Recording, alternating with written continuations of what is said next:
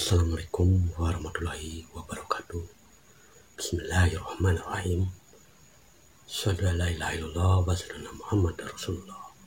Allahumma shalli ala sayyidina Muhammad wa ala ali sayyidina Muhammad. Rabbi shrah sadri wa yassir amri wahlul 'uqdatam min lisani yafqahu qawli, amma ba'du. Alhamdulillah wa syukurillah. Sahabat Kang Darman Denisa dimanapun berada, pada hakikatnya banyak yang tidak memahami dan terjebak oleh istilah panah. Ya, kalau di dalam ilmu kajian marifat, panah adalah sesuatu atau perjalanan ruhaniyah mengalami keadaan hampa, kosong. Karena jiwa yang menyaksikan itu melihat keadaan kosong, sunyi, hitam tak berwarna, putih bukanlah cahaya. Ya seperti itulah. Namun ini adalah suatu kesalahpahaman jika kita tidak mengaplikasikan di dalam kehidupan sehari-hari. Dan inilah tujuan daripada spiritual, tujuan bersulukiah, yaitu merambah alam rohaniah dengan berzikir kepada Allah, yaitu zikir nafas. Kalau kita tidak mengaplikasikan di dalam kehidupan sehari-hari sebagai aktivitas diri, ya itu belum panah. Nah, seorang suluk bisa menyatakan panah karena sudah mengalami secara rohaniah dan secara zohiriyah. Apa sih panah dalam zohiriyah? Ya, panah dari dalam zohiriyah yaitu aktivitas kehidupan kita sehari-hari, yaitu ketika kita melakukan satu pekerjaan, yaitu lillah, karena Allah dan tidak dipikirkan. Apa yang dipikirkan? Itu dipikirkan hasilnya. Nah, disinilah. Maka disitulah yang namanya keakuan atau ego itu sudah lebur. Sebab ketika mendapat amanah atau dengan bahasa umumnya mendapat suatu tugas atau pekerjaan, itu dia tidak akan memikirkan atau dipikir-pikir, tapi siap untuk melaksanakannya karena Allah. Sebab tugas atau pekerjaan itu dia itu menjiwai bahwa itu adalah amanah dari Allah. Ya, secara syariat memang pekerjaan dari bosnya. Ya, seperti itulah. Maka daripada itu, sahabat-sahabat Kang Darman Denisa, marilah kita sama-sama belajar untuk mengaplikasikan di dalam mengamalkan zikir nafas, sadar Allah dengan sebutan asma Allah.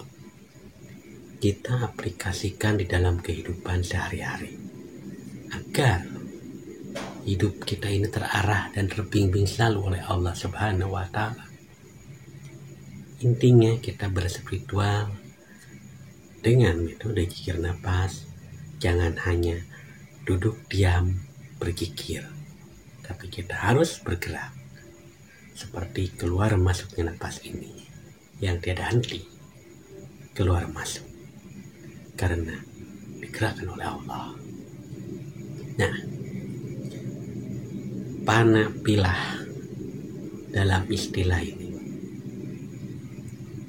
yaitu kosong atau tiada apapun, yang ada hanya Allah. Maka di dalam kehidupan kita sehari-hari, ketika mendapat amanah atau pertanggungjawaban di segala aspek, kita harus menyadari bahwa itu adalah amanah dari Allah atau pekerjaan dari Allah. Kita ini dikasih pekerjaan atau kita ini dikasih pertanggungjawaban oleh Allah Subhanahu wa Ta'ala. Jadi mindsetnya harus ke sana, pola pikir kita itu harus ke sana. Ya, sehingga kita lakukan itu karena Allah dan tidak akan ada beban. Beban apa? Beban pikiran.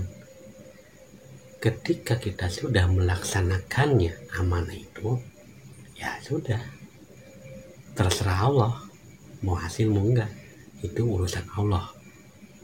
Intinya kita hanya sekedar melaksanakan. Nah, namun di dalam melaksanakan itu prosesnya, kita jangan pernah memikirkan hasilnya. Karena ketika kita memikirkan hasil, berarti sama dengan kita ini sudah tidak yakin sama Allah. Nah, maka untuk menumbuhkan, menanamkan keyakinan itu, jalani, kosongkan keakuan kita, maka itulah panah.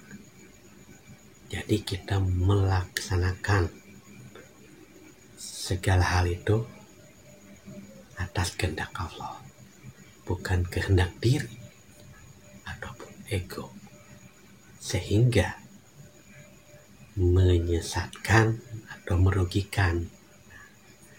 Kalau itu kita lakoni atau kita lakukan dengan kehendak diri, karena kalau dengan kehendak diri itu selalu mengharapkan hasil.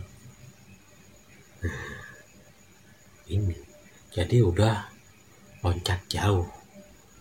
Contoh, kalau saya bekerja pasti dapat gaji. Itu emang kalau kita bekerja pasti dapat gaji, tapi jangan dipikirkan gajinya mau berapa. Ini yang harus kita rubah mindset kita. Tapi kita ini bekerja karena Allah, lillah, tidak memikirkan gaji, karena itu urusan Allah. Kalau dengan bahasa manusia, itu urusan bos kita yang mempekerjakan. Ya seperti itulah. Jadi kita lakoni aja tugas itu, kita kerjakan. Ya, itulah spirit, tumbuhnya semangat dalam melaksanakan segala amanah-amanah dari Allah Subhanahu wa Ta'ala. Cukup sekian, semoga apa yang pribadi sampaikan bermanfaat bagi diri pribadi dan bermanfaat pula bagi sahabat-sahabat yang dalam Indonesia dimanapun berada. Kirimul kalam. Wassalamualaikum warahmatullahi wabarakatuh.